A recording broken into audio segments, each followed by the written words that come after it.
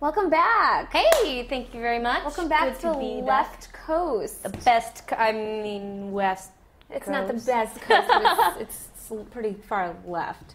Okay, how was it? How was New York Anime Festival? Bigger. It grew a lot. Actually, I'm hearing the numbers at 16% increase since last year, which is pretty significant, especially given the economy. But, when you think about it, it's like if you register early enough, it's like $50 or $60 for a weekend. And that's, 5 movies, but it's considerably more content than that. So it's actually a pretty good deal, entertainment-wise, I would say. Did you like it? Did you have fun? Oh, I always have a lot of fun. But, for me, these conventions are so much about going and seeing all the people that I know and old friends and stuff like that. So my experience at conventions is pretty different from your average attendees. I did, and this is the third year you guys are This was my third New York Anime Fest. Uh-huh. I know I went last year, and I thought it was pretty big, and then when I went to New York Comic Con, it was like, whoa, it's huge in comparison. New York Anime Fest kind of gets stuffed into sort of the basement area, and then the exhibit hall's there, and this year they had the artist alley sort of between them, and then the panel and viewing rooms were kind of just there. I don't remember there being an artist alley last year. I believe it was there last year, but it was kind of in this back little corner of the exhibit hall. hall. I didn't get there. Yeah. That's not cool. Well, they moved it up front this year. Well, that's something I actually wanted to talk about. Artist Alley in New York Comic Con is just absolutely massive. Mm-hmm. So while you were there was an announcement, right, about merging the two? Yeah, actually, we had known about that for a little bit. Next year, for sure, they are definitely merging New York Anime Fest and New York Comic Con. It's my understanding that the primary reason for this had more to do with the Javits Center being difficult on how many dates they could get that were feasible, given all the different scheduling conflicts with other conventions and things like that, including each other. Uh-huh. Although I know some fans are running scared, thinking that New York Anime Fest wasn't doing well enough. I don't think that's the case, because obviously they've been maxing out a lot of their events and things. But yeah, I know a lot of fans are kind of disappointed that they are being separated because they know that they are going to have to make a lot more decisions between the anime and manga content and the comics and pop culture content, which is tough, and that's something that we deal with every year at San Diego Comic-Con. And the thing is that they're so uniquely different. Mm-hmm. I know when people think convention, they probably think, convention, anime fans, comic book fans, it's like the same thing. Mm-hmm. Totally different crowds, completely different content that you're going to be getting. Yes and no. I think this is actually kind of a big blow for Reed Exhibitions because most of the people, in my experience, a lot of the people who go to New York Anime Fest already were going to New York Comic Con. So now Reed Exhibitions, instead of getting that convention money from them twice, is now only going to get that money from those people once. On the other hand, they're only going to have the expense of putting on one show. Big show. So I'm not exactly sure how that'll pan out for them. Now, one of the big issues in San Diego was Twilight kind of overshadowed Comic-Con. So think in those terms. Mm-hmm. You're going to be combining these two huge, massive events. I don't know when the release date is, but a huge movie like that could totally overshadow an event like a convention, could totally take over, kind of consume it. Do you think that we're going to see a problem with that? Do you think comic books will consume anime in New York? I don't think so. I mean, New York, the anime and manga section of New York Comic Con has always been significant, which is why I've been going to New York Comic Con as long as I've been going to New York Anime Fest for 3 years now. So while I think that we'll see more anime and manga content that will compete with the comic content, I don't think we're going to see just all the anime and manga kind of getting absorbed and lost in everything. And also, I feel like New York Comic Con, perhaps due to its youth, has not quite been taken over as thoroughly by the movie studios and things like that. Plus, it's in New York and not in Southern California. So hopefully we won't have problems where, the Twilight kids want to sit through the panel so they get into the Twilight thing, thus preventing people who want to get to that first panel from getting in, which was the big problem, of course, that a lot of people had with the ways that the Twilight schedule was scheduled. Yeah, it was really, that's one thing that I did notice was that San Diego was so produced and it was so Hollywood and it was kind of like, oh, this is such a bummer, you know what I mean?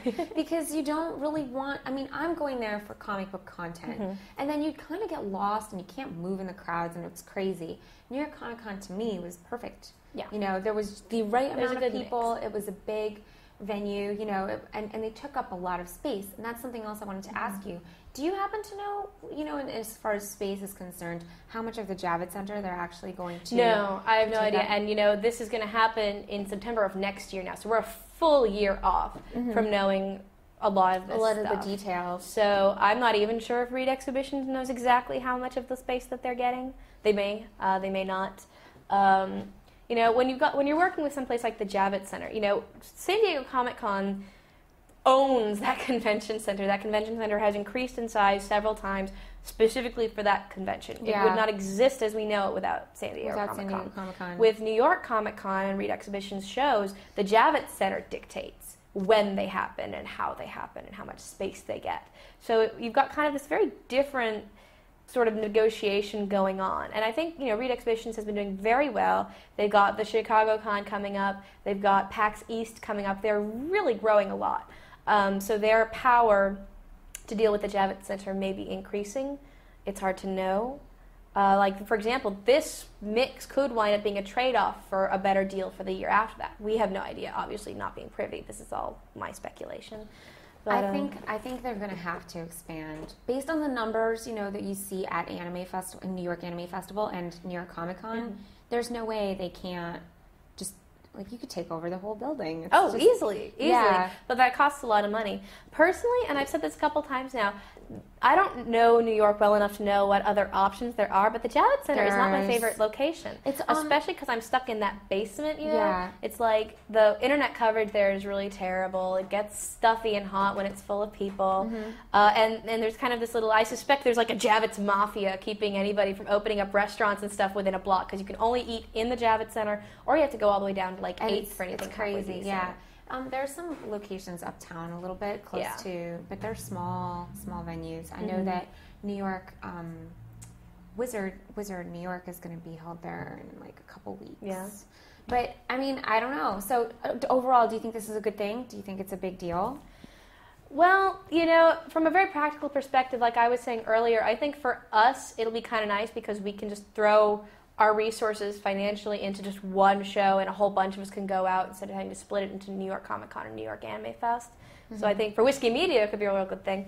It would be great. But for the attendees, I don't know. I think it will be a little bit more San Diego-like in terms of there being a lot more of the debate of which content you go to. I think a lot of the kids who go to New York Comic Con say, well, okay, I can't hit Del Rey manga at New York Comic Con because I want to do this other thing, but they'll be at New York Anime Fest later on in the year, so I can go then. You know, so now they'll have to make that decision. You know, they might make a different one. I don't know. But we deal with it at San Diego. And, you know, isn't it better to have too much stuff to do than too little?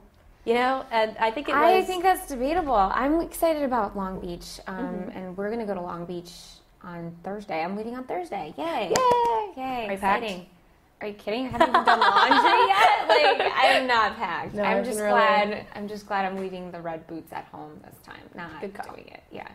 But I mean, I think that when you have less to do, you have, at least from a journalistic perspective, you are able to accomplish a lot more. Sure. And you can cover a lot more content because you're not going like, excuse me, Matt Fraction, like, can I talk to you, you know, just for a minute? Like, it's a lot easier to get But from an attendee perspective, you know, I've been going to cons, mostly anime conventions, for this is my 10th year doing them. My first one was Anime Expo 1999, yeah, that's the big one, so it's like, ugh. And, you know, most of the time... Is that one bigger than Otakon? Anime Expo is bigger than Otakon. Okay. Otakon is still a little bit bigger than last year was bigger than New York Anime Fest. I don't remember the numbers, so I don't know. I don't think New York Anime Fest is bigger quite yet, but it was getting there. Yeah. Or maybe still is, since the merge might only be for 1 year. We don't know. But, you know, I've been doing this for a very long time, and for me, going to the conventions, I almost never went to any of the panels or the screenings. I would go to conventions, I would go to the dealer's hall to buy stuff, and I would hang out with my friends who were in town for the show. And that was my big thing. And obviously that wouldn't change very much. For the attendees who really like panels, again, you know, isn't it kind of nicer to have the choice between, like, you know, going to go see Robot Chicken versus going to see, like, Dark Horse manga, versus going to see Pride and Prejudice and Zombies, the graphic novel, and you got like these three really cool things to decide between, as opposed to just, you know, sitting at home on your computer another weekend. you know. Yeah, but like, and I'm not saying it's not tough. When you've got like too much content, it's really hard to make a decision. Like, okay, Iron Man panel is on the same time as DC Nation. Like, what do I do with my life? You know? Like, you just go crazy just because you split up. You split up. You set up a group. You get all your friends together. You say, okay, you do this, you do that, you go there, and then you all come back together at the end of the day and you share all your stories. Yeah, but then everybody's going to want to be like, I'm going to the Iron Man panel because Robert Downey Jr. is going to be there and he's hot. And I want to see him live. Well, if everybody wants to go to the Iron Man panel to see Robert Downey Jr., then everybody goes to that. But I also am like obsessed with DC Nation, so I can't decide. That's another issue too. I don't know. It's just part of life. I don't know. So do you prefer bigger cons to smaller ones? I've done a lot of both. And, I mean, your mileage will vary. A lot of people like the smaller conventions where they feel like they're more of a part of it. They can run the panels. They can really talk to the guests and things like that. And some people really prefer the larger conventions because they get much bigger name guests. They get, Clamp, who is, one of Japan's greatest mangaka groups, or whoever. Otakon got a guy named Yutaka Yamamoto who has directed some of those popular series in the last few years.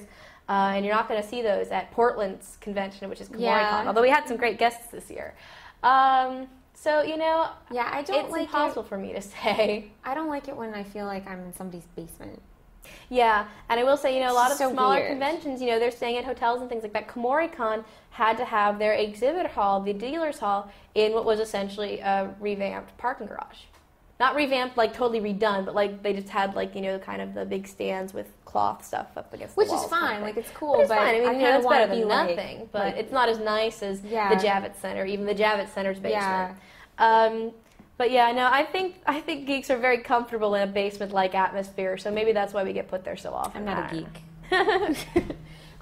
Thank you so much, Gia, and I'm so excited for your transition to the Whiskey office. I'm so excited I'm not the only girl anymore in the office. Yay. It was really exciting. We're just going to start doing makeovers on the guys. We'll start lipsticking and all that. Braiding each other's hair. We were talking about that. Yeah. Well, I think it'd be kind of tough to braid, like Tony's hair. That would be difficult. I was thinking, the guys can get in on the makeovers too. Those extensions that I got? Yeah. Totally clip them to his head. Dude. Yeah. I'm in. Let's do it. Let's go. Let's go right now. All right.